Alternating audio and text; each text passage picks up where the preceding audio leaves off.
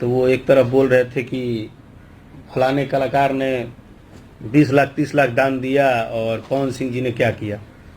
अब बताइए, पवन सिंह जी उनको हिसाब देंगे कि वो कहाँ क्या दान दिए और क्या नहीं दिए? नहीं ना देंगे।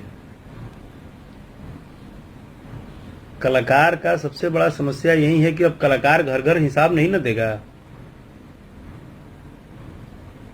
मैंने वो इंटरव्यू सुना तो मैं पर्सनली सोचा कि मतलब एक तरफ आप किसी के बारे में बोलते हैं कि फलाने जी ने इतना दान दिया, तो उतना दान का आपको हिसाब दिए, आप हिसाब दिखाते हैं लोगों को,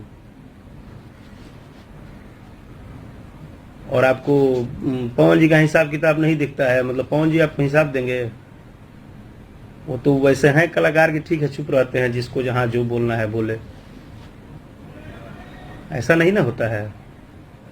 तो हम सभी लोग उनका सम्मान करते हैं। चलिए, वो बड़े भाई हैं, उनका आशीर्वाद प्यार बना रहता है। सभी लोग मानते हैं कि भाई आज इंडस्ट्री में हर लेवल के गीत संगीत को टच किए हैं तो वो सिर्फ और सिर्फ पवन भैया किए हैं। उन्होंने हमेशा प्रयास किया है। लेकिन किसी भी कलाकार को कहीं भी कुछ भी जो इच्छा आए, जो दिल में आए,